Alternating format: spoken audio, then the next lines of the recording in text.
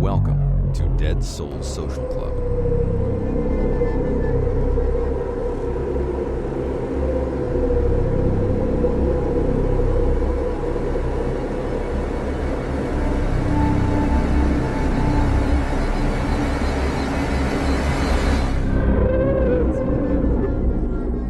This audio presentation contains graphic details of death, violence, and controversial subject matter.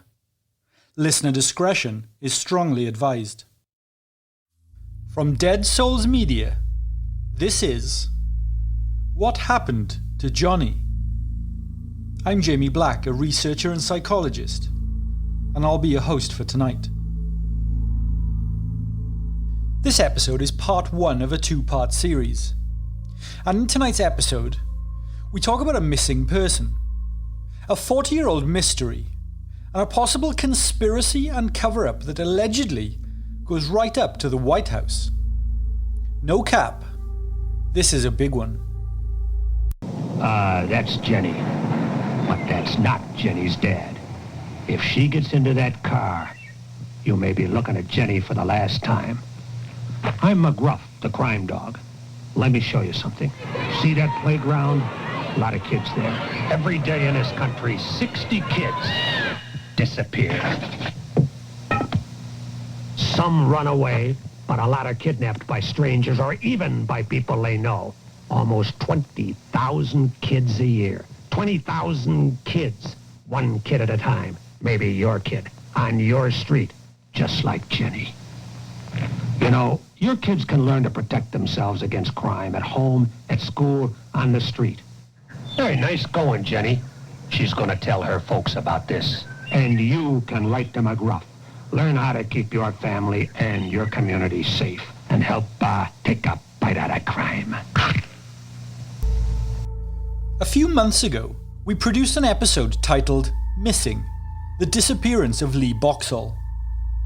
We detailed the strange events that surrounded a London teenager that vanished seemingly into thin air in September of 1988, and the tragic yet somewhat mysterious details about that case. At the time of its release, we explained that it would be part of a series of missing persons episodes. Initially, we promised 2. This will now be 3, after we were asked to research and cover another case in the same manner by one of our listeners named Carol. Carol is from Newton, a city in Iowa in the United States. It's famous for its speedway and botanical gardens, I'm told. And Carol makes it sound absolutely lovely, so I'm definitely going to have to take a trip there someday. This is Carol's email to us, which she has very kindly agreed for us to release to you guys. Hey guys, I have just caught up on a bunch of your episodes. I missed a few when I was working out of state, so it was really good to get home and have 4 episodes to binge on in one evening. Your research and attention to detail without creating fake drama is fantastic, and I honestly think you guys are one of the best shows out there that do what you do. Among the recent episodes that I binged on, one stood out to me. It was the episode about the kid who went missing in the UK back in the 80s. Lee Boxall? But you also talked about the investigation that happened afterwards. It was so interesting, but it also had a real creepy vibe to it. The fact there are obviously people out there that knew what happened to him, and maybe even people listening to the show that have more info but aren't telling, seriously sends shivers down my spine. There's a very similar story to this one that happened years ago in the place I grew up.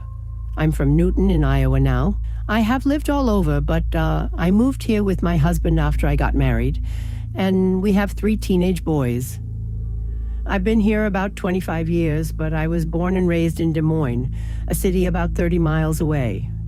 It's a pretty big city, and I'm guessing you've heard of it. You guys seem worldly wise. I was born in the 72 and lived on Walnut Street in Des Moines with my parents and older brother. When I was about 10 years old, a young boy from near where I lived went missing. It made national news and became a huge deal.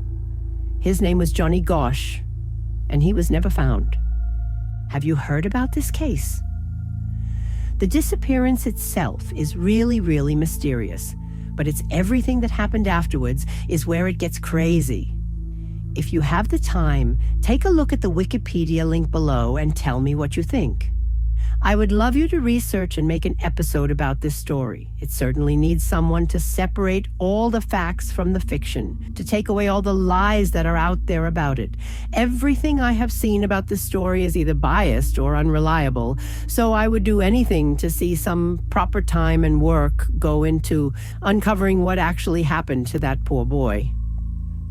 Having teenage sons of my own, and with it happening just a few miles away from me when I was young, really touches a nerve with me. It's haunting, and I can't imagine how that family managed to stay so strong and get through the nightmare they did.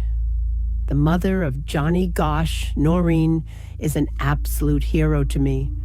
She is so strong. Anyway, thanks you guys. Write back if you need any further info about this one, or if you need anyone to head out to the locations to take pictures or whatever, just let me know. I'll be happy to help. All my love, Carol. So firstly, a huge thank you to Carol for reaching out, and for the fantastic voice work. We loved getting this message, and this episode is for you, Carol. Because as it happens, we were already familiar with the case of Johnny Gosh, and both Grace on my team and I had been researching it quietly for more than a year or so. So Carol, your email was perfect timing. It's also super helpful to have someone in the area and familiar with the location to help us out with this one. So as promised to Carol and to share with all of you guys, we have taken a deep look into this case and gone back to the original police records, the original media reports, and official data and documents from the time, which I think is the only way to get accurate information on this specific case, and you will hear why shortly. We've also spoken to a number of individuals who knew Johnny personally. We've spoken to eyewitnesses who were there on the morning that Johnny went missing, and who also lived and still live in the neighbourhood where this tragic and mysterious incident took place. Our aim with this episode is to share all of the facts and present an unbiased and balanced record of the case data. Our aim is not to solve this case. Our aim is not to prove or disprove any theories of this case. We are not looking to push an outcome that we think is what happened. We will allow you guys to judge for yourselves and put together your own thoughts, because our aim is just to share all the facts and information.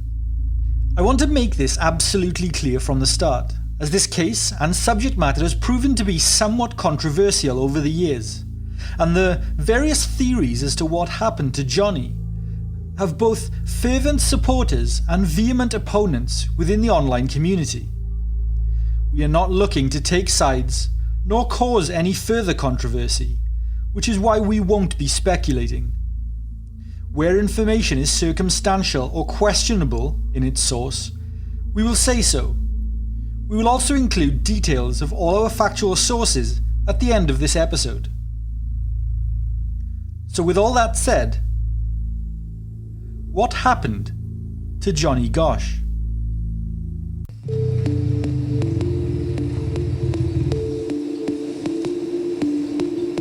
For the third straight day, volunteers turned out to look for clues to the boy's disappearance. It's just gripping every single minute of the day, worrying about his safety, whether he's warm, whether he's had food, all of these things that when days go by, you just wonder if he's even going to come back. The female voice you hear in that clip is Noreen Gosh, Johnny's mother. According to my podcast stats, the majority of my listeners are between the ages of 24 to 40 years of age. You guys are primarily based in the UK, United States, Canada, and Australia. This means that you will almost certainly remember the core memory I'm about to unlock. Paper routes. Did you have one as a kid or teenager? They fell by the wayside in the mid-2000s once newspaper sales fell off with the growing popularity of online news. But back in the 1990s and prior, a paper route was a rite of passage for many children growing up in the age before the internet. It was a way to learn responsibility and make some pocket money in neighbourhoods across America, Britain, Australia, Canada, and many other European countries. It was common to see kids on bicycles or walking in the early morning hours, tossing newspapers onto porches before school. It was considered safe, even routine. But I'm getting ahead of myself here. Let's talk about the victim. John David Gosch, known to family and friends affectionately as Johnny, was born on November 12, 1969, to Noreen and John Gosch Sr. in Des Moines, Iowa. John Gosch Sr. was an Army veteran and a businessman in the farm chemical industry. Noreen was a yoga instructor and homemaker. Johnny wasn't Noreen's first child. She had 2 children from her previous marriage, Joe and Christy. Noreen had married her first husband young. They had 2 children, but her husband soon became sick with cancer. During her husband's sickness, the family's home was hit by a huge tornado that destroyed everything that Noreen and her family owned. Noreen has since stated that all she can remember from that time is searching for her children in the rubble and aftermath of the tornado. Her only focus was to find her children. She was a mother more than anything else, she said. Eventually, she did find her children, and luckily they were not seriously hurt. But it lit a fire in Noreen, and she said she became more focused and tenacious because of it. 2 months after the tornado had taken her home and possessions, her husband sadly passed away. But Noreen held things together somehow. She was left to raise her children alone, and without a home or any belongings. Yet her struggles were far from over. Noreen met John Gosch Sr. a few years later after some friends of hers said that she had to get out there and meet new people. Noreen was reluctant at first, given all she had been through, but eventually she realised that she needed to move forward and not dwell on the past. John Gosch Sr. had met Noreen through a friend that he had been in the Marine Corps with, and the two hit it off from the get-go. They married shortly after, and early on in their marriage Noreen gave birth to John Gosch Jr., Johnny.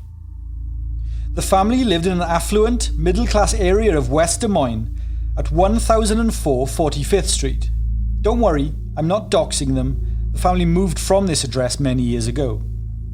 Although, I will add, please do not visit this location.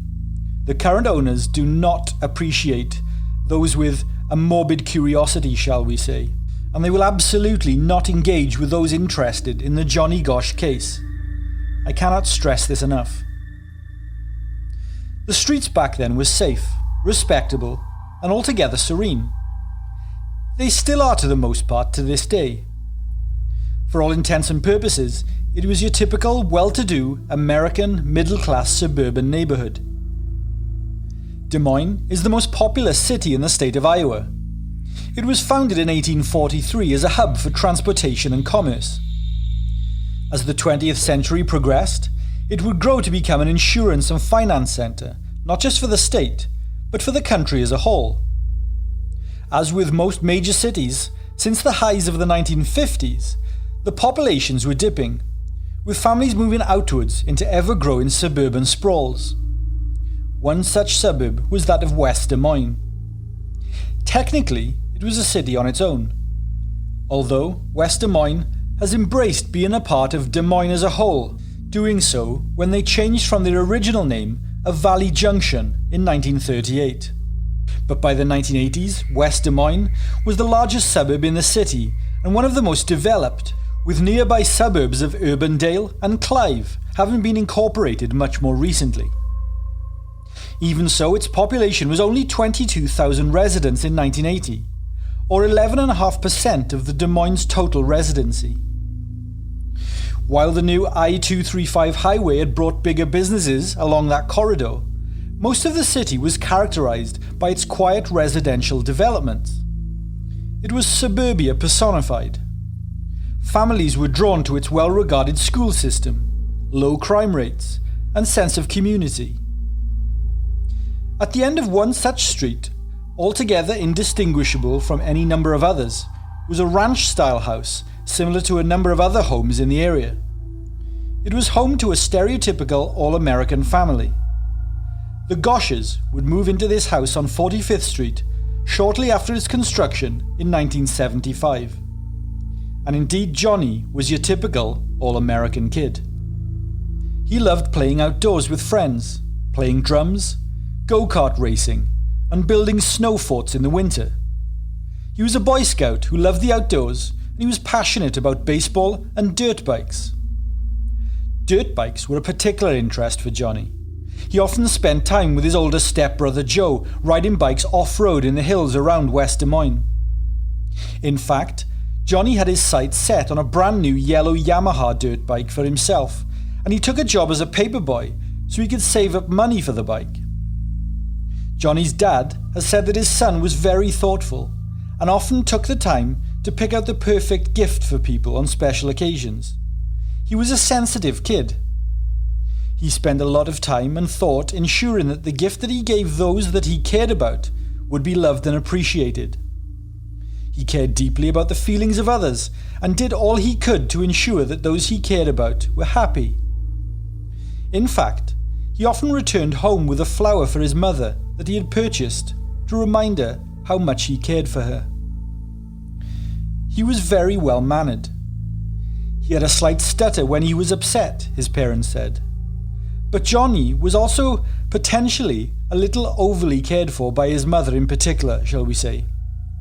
Noreen was extremely caring and somewhat overbearing towards Johnny.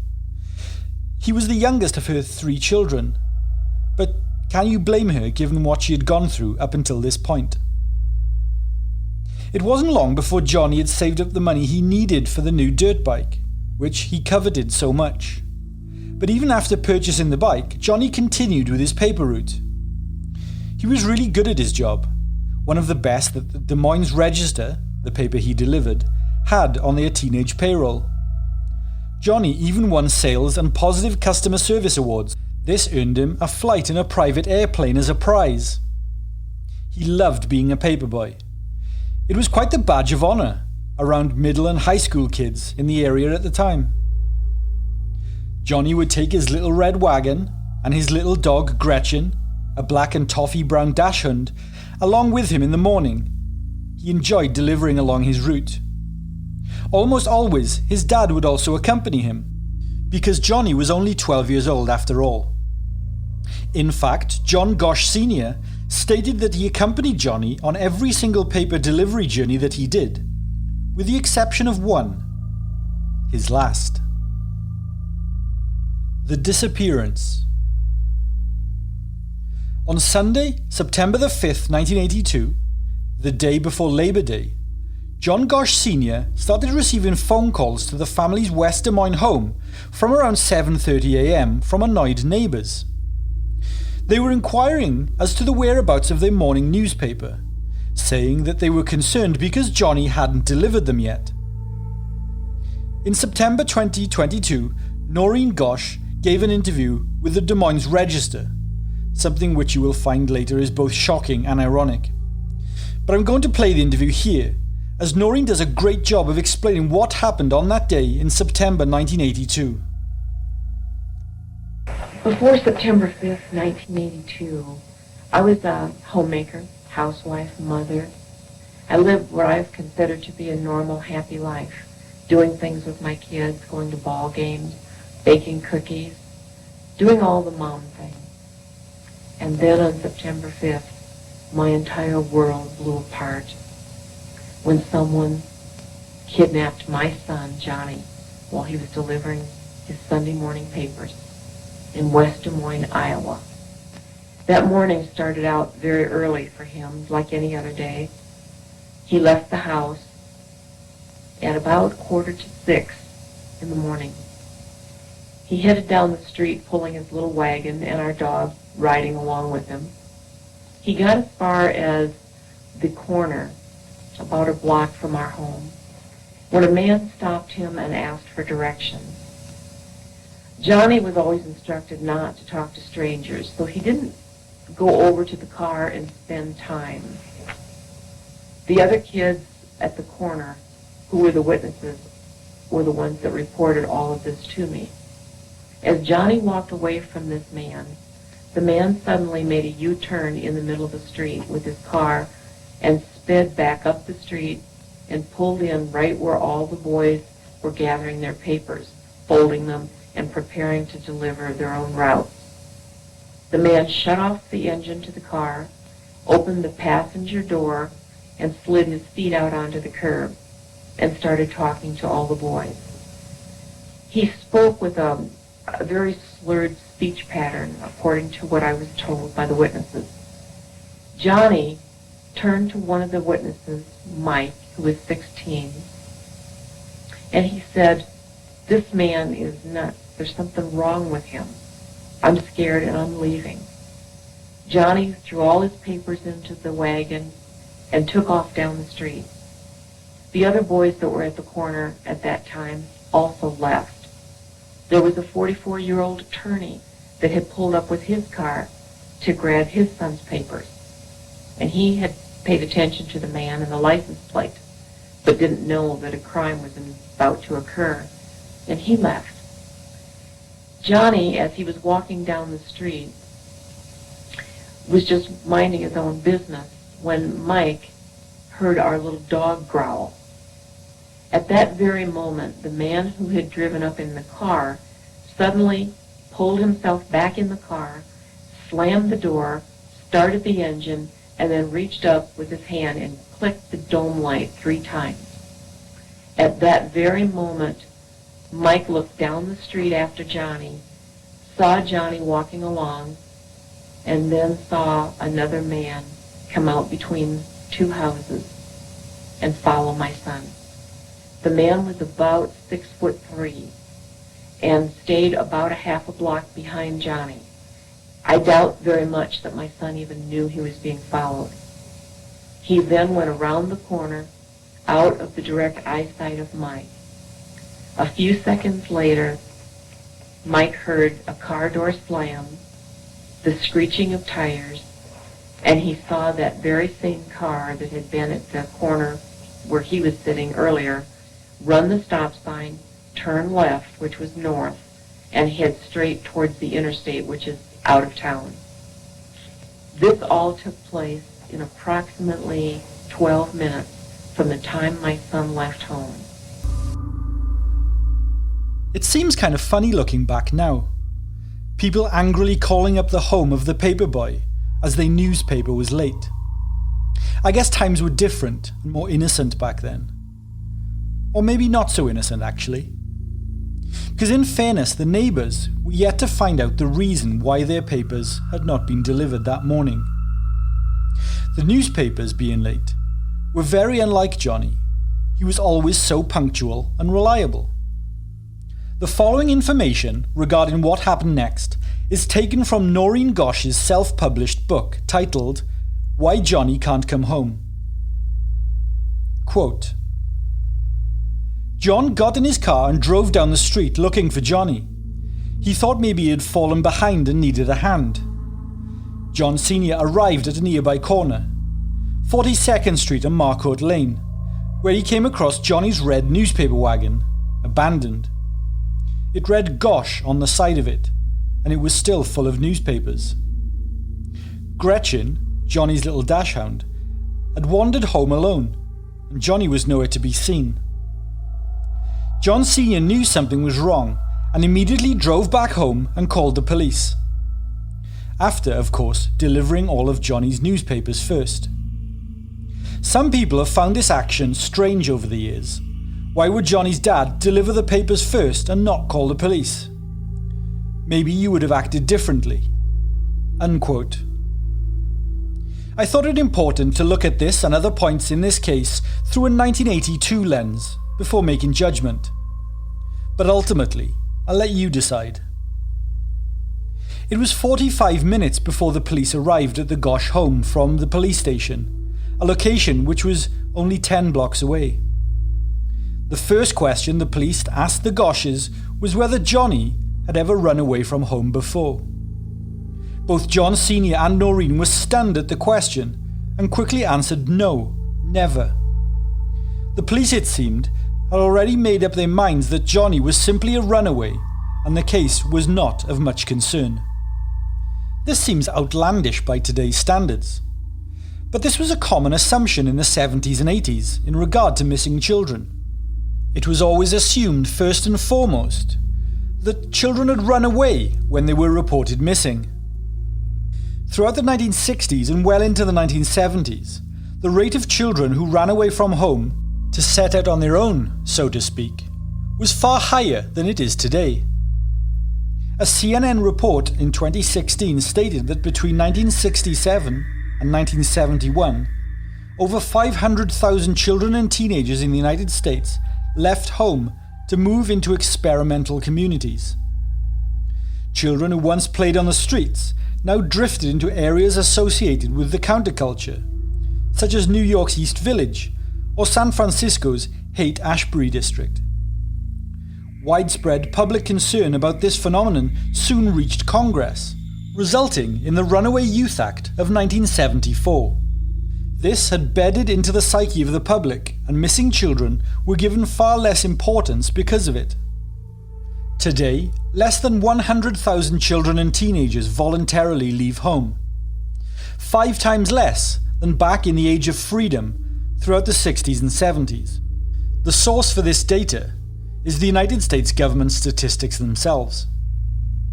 For balance, whilst Noreen and John Sr. stated that the police were disinterested and said they thought Johnny was simply a runaway, other witnesses from the neighbourhood have stated that the morning of the disappearance, police officers were telling concerned neighbours that it was a suspected kidnapping. Noreen also stated in her book that in the 45 minutes that it took the police to arrive at her home, she had called both of Johnny's siblings and arranged for them to come home immediately. Christy was in college and Joe was at work. And she had called around her neighbours and held brief interviews with them, and thus obtained a timeline of events from eyewitnesses as well as a description of the kidnapper. Noreen knew that Johnny was taken and that he did not run away. Once again, and for balance, eyewitness Chris Burge, who saw Johnny minutes before he disappeared, was a neighbour, and he knew Johnny and the Gosh family. He, however, disputes Noreen's claims that she had called the neighbours and interviewed them, obtaining a timeline of events and the description of the kidnapper. As we go on, you will see that there are a number of discrepancies between the narrative and timeline that Noreen Gosh claims, and what eyewitnesses and the evidence point to, but we'll talk about that in more detail later. The timeline of events. So what exactly happened that morning in September 1982? Now, researchers, true crime fans, intense Redditors and independent web sleuths are fanatical about these details, so obviously we want to get them right. Though there are varying reports and opinions of the exact timeline of events, we are going to reference the events detailed in Noreen Gosh's aforementioned book, but also the police and media reports of the time. We're also going to include some eyewitness details that have been kindly contributed by those in the neighbourhood who were witness to the events at the time. Where contributions are from a specific person, we will credit and reference them if they have agreed for us to do so. We will also respect the anonymity of those who have shared information and detail but wish to remain anonymous.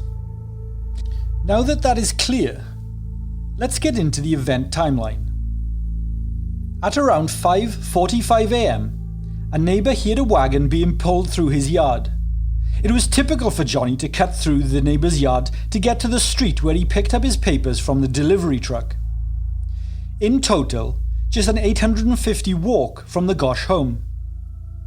Johnny had left his house around 5:40 a.m. He had knocked on his brother Joe's bedroom door, but Joe didn't wake that morning. There is a lot of incorrect information out there regarding the morning that Johnny disappeared. Johnny was reported as wearing 2 sets of different clothes, first of all, denim shorts and a t-shirt, or sweatpants with a Kim's Academy pullover. He was also wearing flip-flops, or sliders as the kids call them today, thongs in Australia.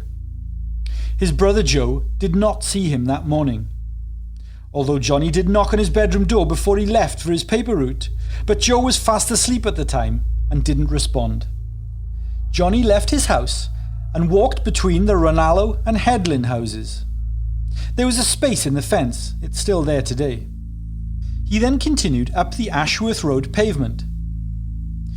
The 2014 documentary titled Who Took Johnny stated that he was first approached by a blue car here. Johnny walked about 2 minutes up the pavement to 42nd and Ashworth Road. Here he encounters Mike Seskis, who is another paperboy slightly older than Johnny, who was assembling his newspapers at the drop-off point. Johnny arrived there to do the same with a red and yellow wagon and his dog, Gretchen. A blue car with Warren County license plates pulls up and starts questioning both boys, allegedly asking them for directions. John Rossi, a neighbourhood resident, then pulls up in his car to load his son's papers. Rossi walked over to the car and also answered a question regarding the directions the driver was seeking. The blue car then turned around 180 degrees and headed east on Ashworth Road. John Rossi then left.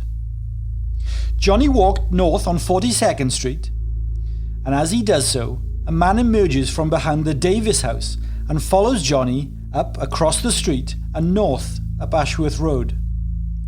Some witnesses state Johnny and the man were seen talking. Very soon after this, brothers Kevin and Mark Boson see Johnny sitting on his wagon at Marcourt Lane. They also saw Chris Burge, another paperboy, who was with his father at the corner in their car.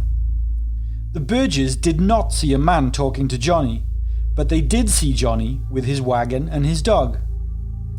The Burges continued south to 42nd Street, where their papers were located. By the time they returned to the corner of 42nd and Marcourt, Johnny was gone, although his wagon remained.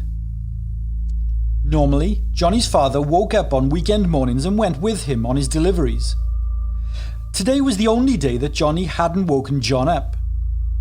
Noreen said that it was up to Johnny to wake up his father, and today was the first day that he hadn't. She also said that Johnny had been asking for a while to do the paper route on his own, just like the other boys, but his parents had always refused, insisting that John Sr. go with him. A nearby neighbour, John Rossi, remembered seeing Johnny with his wagon and Gretchen, along with 2 or 3 other paperboys collecting their newspapers, at a street corner at around 6 a.m. He saw a car pull up next to the boys. The man inside opened the door and put both of his feet out of the car onto the ground. He appeared to be talking, John Rossi said. Johnny then turned to another one of the paperboys and asked them to come over and help this guy. He was asking Johnny for directions to 86th Street. As soon as Johnny called the other paperboys though, the man spun back into his car, and the man made a quick U-turn and drove off. One witness said that Johnny told him that there was something wrong with that guy, and he was scared a little. The guy seemed kind of weird or off somehow. At the time, no one gave the incident any further thought, however, and Johnny joined a small group of paperboys all rolling and rubber banding the Sunday edition before splitting up on their respective routes. Mike Seskis said that as he picked up his papers, he saw the same car stop and back up to where Johnny in particular was walking. He saw Johnny speak briefly to the driver before it left. Johnny continued on to pick up his papers and load them into his wagon. As Johnny went on his way down the pavement, Mike said that he saw a tall man come out from between 2 houses and start to follow Johnny on foot. It didn't appear that Johnny noticed this man. The next 2 witnesses to see Johnny were 2 other paperboys, as I mentioned previously. They were walking on the pavement across the street and greeted Johnny when they saw him. Johnny spoke back to them for a short while and they all continued on. At a nearby house, P.J. Smith heard a car door slam close, which woke him up. He looked outside through his bedroom window and saw a silver and black Ford Fairmont start up from where Johnny was last seen. The car sped off, rolled through a stop sign, making a left turn. Johnny's red wagon was still sitting on the pavement. The other two paperboys who'd walked past Johnny earlier walked back and saw the wagon unattended, with newspapers in, but no Johnny. The later consensus amongst witnesses was that the car was a two-door, blue, two-toned Ford Fairmont. As I stated, the first calls from neighbours asking why their newspapers hadn't been delivered began at around 7:30 a.m. This was a full 90 minutes from the last time Johnny was sighted. The investigation. The West Des Moines Police Department did not initially believe that Johnny had been abducted. Straight off the bat, they ruled the case to be nothing more than a child runaway. Hell, if I had a penny for every case I have researched dating back to the 1970s and 80s where a missing person was dismissed as simply a runaway by police, I think I would be a literal millionaire by now. To put it politely, this way of thinking was very common during the 70s and early 80s. It's consistent with many other well-known cases, such as all the children who were abducted by Dean Call and Elmer Wayne Henley, almost a decade before. And of course, let's not forget John Wayne Gacy too. Police would not investigate a missing person until at least 72 hours had passed since they were last seen. This rule applied to both adults and children. Just to clarify, 72 hours is 3 days. Saying this, I will also add, for fairness and balance, around 30 police officers did unofficially support with a search for Johnny later that day. I don't want to paint all of the police as inept or uncaring. But the authorities, on the whole, felt that it was highly unlikely that someone would take a 12-year-old boy from a neighbourhood street in the early morning, particularly an area so affluent and safe, such as the location where this happened. It seemed that the police, including their police chief, Orville Cooney, was certain that Johnny had run away, even though there were multiple eyewitnesses to suggest otherwise. They didn't issue the now implemented Amber Alert system, which is the current standard, nor did they start a proper investigation at that point. Police would have a composite sketch of the first man who stopped along Ashworth drawn up, but would never release it to the public or even provide it to the Gosh family. The police later stated the reason for this was that the different witnesses could not agree on exactly what the man looked like, so it seemed pointless. Although it would later emerge that the witnesses did all agree on what the man looked like, so this doesn't make much sense. The police also told the family that they didn't need the FBI's involvement or support because they didn't really have a crime, their actual words. Noreen responded that she didn't have a son, so how could there be no crime? In the 4 days following their son's disappearance, the Goshes were able to organise a search party themselves, with thanks to friends, neighbours and local supporters of the family. The Goshes continued to consistently hound the police to take action throughout. They developed a reputation amongst law enforcement in the town as being, quote, obsessed. But neighbours, friends and supporters of the family said that they had just lost their son. He had been abducted, and the police were not doing anything other than insisting that he had run away. All the family wanted were what the authorities owed them. They just wanted help and support from an official body. Every time the telephone rings, the heart just pounds out of your chest almost, because you're hoping to hear the little voice on the other end saying, Dad. Okay, thank you very much. Goodbye. What was that? It was a girl from Bend, Oregon, that said that she was in a roller skating rink last night and she swore that she saw a boy that looked just like Johnny. And the reason she said that is that she had just stopped at a truck stop and saw one of our flyers.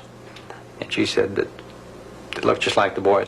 We've had calls from every crank in our community, some even long distance, that will call up and say he's dead and laugh at us on the phone. We've had threats against our 2 older children. These are some of the things that we live with every day. And it's difficult. It's very difficult. Things are not the same for John and Noreen Gosh. Things never can be the same. Their son is missing. 12-year-old Johnny Gosch vanished on a warm Sunday morning last September while delivering newspapers in this neighborhood in West Des Moines, Iowa. No one saw a kidnapping, no one heard a child scream. Suddenly, 2 blocks from his home, Johnny was simply gone. I would like to speak directly to the people who are holding our son. Contact us, please. We'll meet your demands. This is a plea for you to release our son. From the beginning, the Gosches said Johnny was abducted. While search parties combed through fields and woods near Johnny's home, the West Des Moines Police Department maintained the child was a runaway. Is this still being treated as a missing persons case at this point? Yes, it is. You don't think it's a kidnapping, though, do you? I'm not ruling out anything, but I have nothing to indicate that it was a kidnapping. Hundreds of leads and thousands of reported sightings were checked out. Still, with all of this effort, the Gosches say it wasn't enough. The problem is that they thought from the beginning that Johnny was a runaway. They did not want to act like the child had been abducted. And so they just sat back, put their feet up on their desk, shut off their mouth, and really did not get with the program like they should have. The police department, not only in this town, but in most towns, will tell you that you don't have a crime until you have evidence of a crime. Literally, they're still telling us that they have no crime. Well, we no longer have a son, do we? Rapport between the Gosches and the police department hit rock bottom when Police Chief Orville Cooney, now on sick leave, told the Des Moines Register, "I don't give a damn what Noreen Gosch has to say. I'm kind of sick of her." Johnny Gosch was 11 years old when he disappeared. His parents had an artist draw this picture of what he might look like now. He was 5'7" then. He may be 6'1" now. Noreen Gosch believes Johnny tried to call her one night last February. In 3 calls, each lasting less than a minute, she said he begged for help. These were news reports and interviews from the time. You'll notice that there is some incorrect information that has since been updated. At one point, Police Chief Cooney said in front of the gathered search group that there was no crime here, that Johnny was simply a runaway and would come home when he was hungry. This attitude alone jeopardized the finding of Johnny, with the police themselves stating that in an abduction case, the first 48 hours are the most important with tracking down the missing person, even though they would take no action until 72 hours had passed. Somewhat contradictory. The searchers were confused as to why the parents were saying that Johnny was abducted but police were denying it. In desperation, the Gosches reached out to a psychic medium who told them that their son was dead and that his body would be found within 2 miles of their home near a creek. The search group thus scoured the surrounding areas and creeks as a result, but found nothing. Police Chief Cooney continued to deny that there was any crime that had been committed despite Noreen's persistence and the information from the witnesses. In a live news conference interview, Chief Cooney stated, quote, "I don't give a damn what Noreen Gosch has to say." Despite the inaction of the Des Moines police, Johnny was still missing and they were no closer to finding him. A composite sketch of the man that had been seen driving the Ford Fairmont was released to the public by the Gosch family. They had the composite created independently from several eyewitness descriptions. Along with the sketch, a description of the man was released that read that he was 5'9", 175 pounds, had dark eyes and black eyebrows. He was older, early to mid-40s, black hair, combed back, full in back, black moustache or unshaven appearance, Latin or Hispanic in appearance. This man may be driving a 2-tone blue car, real dark top and light blue bottom, mid-size, 79 to 81 model, clean inside and outside, no vinyl top plush interior, with a Warren County, Iowa plate. Time passes. Time continued to pass, but with little to no new developments in Johnny's case. Noreen and John Sr., however, continued to search and continued the fight to keep their son's name in the spotlight and in the media. But within a few months of Johnny's disappearance, complaints and grievances began to emerge against Police Chief Cooney and his police department. The Des Moines Tribune reports 18 officers making allegations against Chief Cooney, including doing police work after drinking, fixing the tickets of friends and relatives, being racially prejudiced, and interfering with a department investigation against one of his sons. Both Cooney and Mayor George Mills say the actions of this many officers in a 37-person department cannot be ignored. A city investigation would clear Chief Cooney of most of the allegations, although serious administrative problems were cited. 6 months later, Cooney would resign from his post in shame. A month before the abduction, John Sr. stated that a woman sitting in a car with California license plates seemed to be taking photos of Johnny. Further, the night before Johnny's abduction, when the family were attending a high school football game, a police officer would be seen speaking to Johnny underneath the bleachers. Chief Cooney refused to provide records of police officers working that game. In later years, the officer was identified and cleared of all suspicion, however. Despite no movement in her son's case, Noreen never backed down in the crusade to find Johnny. She regularly booked television and newspaper interviews. She had flyers, badges and signs printed, and was not quiet about her search for her son. Even to this very day, Noreen Gosch remains a staunch campaigner for missing children, more than 40 years after her son went missing. Over the years, the Gosches would receive hundreds of phone calls and letters from families across the country, who also had missing children. These families expressed their sympathy for what the Gosches were going through, as well as their frustration with the inaction of law enforcement. The letters gave Noreen and John Sr. strength and the drive to continue in their search. The Gosches would soon be contacted by a man named Ken Wooden. Kenneth Wooden was originally an investigative journalist and producer for US network television. He was very well respected for his work on ABC News, 2020, CBS 60 Minutes and NBC News International. During his career, Wooden had focused much of his research and investigations primarily into issues and crimes focusing on children, their exploitation and abduction. He was a pioneer in this field at a time when there was a much more rosy image of the country by the general public. Later on in his career, he garnered the acclaim of being known as a child safety expert, and he was heralded as a champion for children. Wooden interviewed many convicted sex offenders and abductors over the years. During hundreds of such interviews, Ken uncovered the diverse and imaginative strategies used by sexual predators to entrap their victims.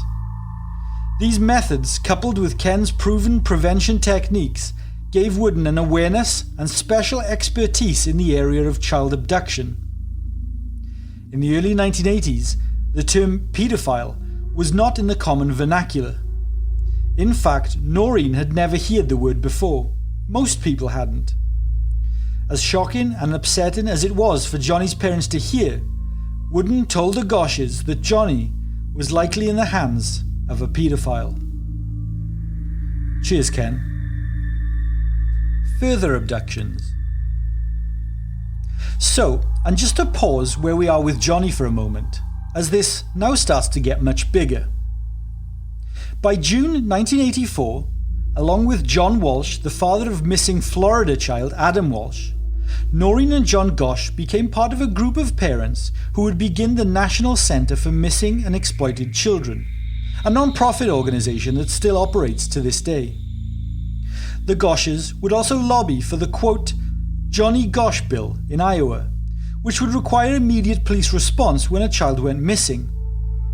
It was signed into Iowa law on July 1st, 1984, 2 weeks after President Reagan held the official opening ceremony for the National Center on the White House lawn. Unfortunately, it wouldn't be long before Iowa's new law would be put into action.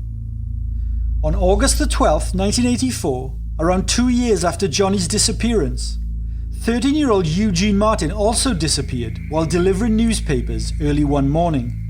Just 43 days after the Johnny Gosch bill was passed in Iowa, Eugene Martin had left his home on Frazier Avenue at 5 a.m. It was the morning of Sunday, August 12, 1984, on the south side of Des Moines. Much like, as in West Des Moines, the south side was, and still is, on the outskirts of town. It's flanked on one side by the international airport and on the other by numerous parks and lakes.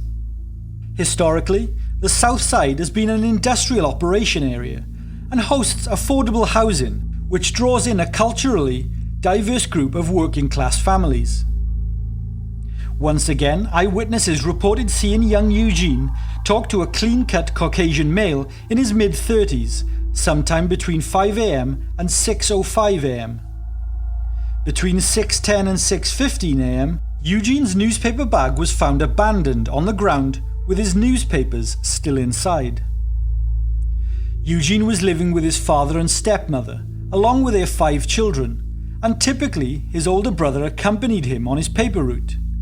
But he had spent the night prior at a friend's house. Gene, as he was called, enjoyed fishing, playing football, roller skating, and cartoons. He loved Scooby-Doo. The Iowa Fair was approaching, so Eugene was saving his money from the paper route for said carnival. His 14th birthday was coming up in a week too. About 15 minutes after leaving home, Eugene arrived on the corner of 14th Street and Highview. It was a 3/4 mile walk from his house.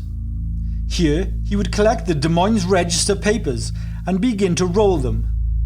It was the same newspaper that Johnny Gosch delivered. Remember this. 45 minutes later, around 6 a.m., the newspaper began to receive calls that newspaper along Eugene's route weren't being delivered. The route manager immediately drove over to the pickup spot and would find Eugene's delivery bag abandoned on the ground, full with 10 rolled Sunday editions inside. The route manager assumed that Eugene had simply left, so the manager delivered the newspapers himself before heading to the Martins' home to ask what had happened. It was only then that everyone realized another paperboy had gone missing in Des Moines. At least due to the new protocol, police did immediately launch into action, issuing an all-police bulletin and alerting the FBI. With the lieutenant telling his force, quote, "I do not want another botched West Des Moines missing kid deal."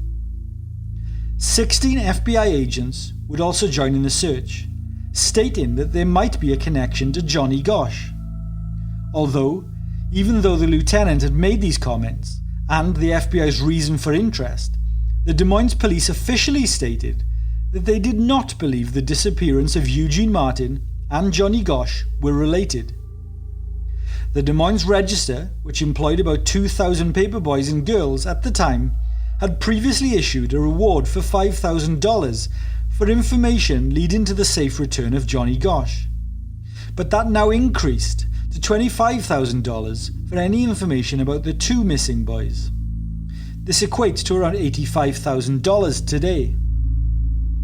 Police tracked down the owner of a green car seen in the area the morning of Eugene's disappearance, which witnesses said appeared to be following 2 women. But the driver was cleared after it was discovered that he had simply been dropping his wife off to work. Another 3 people had stated that they spotted Eugene speaking to a clean-cut 30-something-year-old man while folding his papers, and it appeared to be a friendly conversation, as if they were father and son. A police sketch was released of that man. But these 2 potential early leads aside, police failed to identify any further promising information and stated that they found no evidence or suspects in conjunction with the case. 4 days after Eugene went missing, President Ronald Reagan personally phoned the Martins and asked if there was anything he could do to help. The Des Moines Register had suggested to the Martins that missing persons flyers be put up in post offices around the country. The Martins relayed this suggestion to the president, which he immediately agreed to. Reagan would walk back on this promise a week later, however, when federal officials told him it probably wouldn't be effective, so Reagan didn't follow through on the promise. 5 days after his abduction, on what would have been Eugene's 14th birthday, the combined reward fund had climbed to $64,000, and by the end of the month, it would top $110,000. The community and the Gosh family would pledge their support. Iowa's then Governor, Terry Branstad, also met with the Martin family and told the press that he held a personal interest in the case. Within weeks of the abduction, the local Hy-Vee supermarket began printing Johnny and Eugene's faces on their plastic bags with reward information. It was a concept that struck a chord with an employee at the local Anderson Erickson Dairy Company too. He suggested to his company managers that they should put the missing boys' faces on the side of the company's milk cartons. The managers liked the idea and went through with it. The concept soon became a nationwide program in the following January. Eugene has never been seen since, and his disappearance remains unsolved. Another Des Moines newsboy disappeared while delivering Sunday newspapers. Because of a new state law the Goshes helped push through, the police started looking for Gene Martin right away. He's still missing too. What happened to 13-year-old Eugene Martin? I want to believe that he's still alive. And whoever's got him, all they have to do is let us know where he's at, and we'll go get him and bring him home. But if he is dead, I still want to know so we can bring him home and give him a decent burial. Mr. Martin, did your son know about the Johnny Gosh case? Yes, he's heard of it, and he's been aware of the story of Johnny Gosh and all. Is it possible that the same person kidnapped both boys, or is that just a coincidence? It's possible. At this point, they have not determined whether there is a link between the two cases yet, but there's a great many facts that are very striking. Are you hopeful that the trail for Eugene Martin might lead to Johnny too? Yes, we are. Steve Kramus, Metro Circulation Manager, ordered the department's 49 supervisors to drive through their districts and oversee morning deliveries. Then, on March 29th, 1986, 13-year-old Mark James Allen also disappeared, yet again in Des Moines, Iowa. Mark had told his mother that he was walking to a friend's house, which was nearby. He asked his mother to save him some pizza that she was preparing, as he'd be hungry when he got home. But Mark never returned home. Police yet again assumed that he was a runaway, and would continue to deny any connection between Johnny, Eugene and Mark's disappearances, even though the modus operandi of all three cases were exactly identical, the three boys fit the same descriptions, and the locations of all three disappearances were within 5 miles of one another. In 1981, the population of Des Moines was roughly 270,000. This is roughly half the size of the city that I currently live in. Google the population of the area where you live. These children of the same age, kidnapped in the same area over a very short period of time in a population of that size. You tell me if you think it sounds suspicious, if you think it's highly likely that they were linked. Also, why would the police, who are experts in these matters, be so firm that they were not connected? Something doesn't seem to add up here. Noreen Gosh publicly said at the time that she felt the three cases were indeed connected, and that the boys were possibly the victims of a human trafficking ring. Mark Allen's case is still unsolved to this day. Strange twists. In July 1985, the Goshes received an anonymous phone call at around 9 p.m. one evening. The caller told John Sr. that he had received a $1 bill in change from a grocery store in Sioux Falls, Iowa, and that there was a handwritten message written on it. The lady on the telephone read the message to John Sr. It said, quote, "I am alive. signed Johnny Gosch. John Sr. arranged for the lady to send the dollar bill to him. Noreen and John were confident that this was unmistakably their son's handwriting, but to be sure, they arranged for handwriting experts to analyse the message. After 3 separate handwriting analysts examined the signature, they all vehemently believed the handwriting to be authentic. The experts confirmed it was Johnny's handwriting with more than a 90% certainty. This gave Noreen and John Sr. renewed hope that they would find their son alive, prompting Johnny's parents to offer $400,000 for his safe return in a public statement. But then another bill turned up, and another, and then another, until the FBI announced that at least the majority of the bills thus far, 7 in total, were actually cruel hoaxes. But not surprisingly, the police also didn't think that the note meant much, because, well, that train is never late. Nothing further came from the dollar bill. Next, the Gosches would receive a letter that said Johnny had been kidnapped by a motorcycle gang who were operating a child slavery ring. A clandestine meeting was held with the letter writer in Kansas City, a man named Robert Herman Meyer. He said that he was a former bike gang member and would try to get Johnny back from a Mexican drug lord who had purchased Johnny for a simple $10,000 fee. The Gosches paid this money only for Meyer to flee and hide out at a dude ranch in Tennessee, arranging for a friend to write to the family saying that he had died during his rescue attempt of Johnny. Robert Meyer was soon arrested for this scam and tried yet again to make a deal to provide information before eventually admitting his lies and receiving a 3-year prison sentence for wire fraud. The following year, yet another man from Syracuse, New York, tried the same stunt.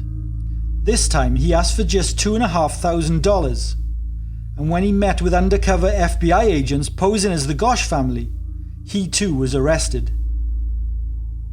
Up until this point in the story, what I have described has been a simple missing persons case. Well, as simple as the case is, albeit with some strange and frustrating twists thrown in, well, things will soon develop into another beast altogether. And things will get really crazy. Tune in on Tuesday for part 2 of What Happened to Johnny, where we will reveal possible links to a huge national conspiracy and a child abduction ring that will shock the country. Finally, if you haven't already, sign up to our Patreon for more episodes, research material and articles. It's just $2, so a hell of a bargain for the amount of extra content that you get. Head over to patreon.com/Dead Souls. A huge thank you to everyone who has already joined. We truly value your support. Good night, everyone.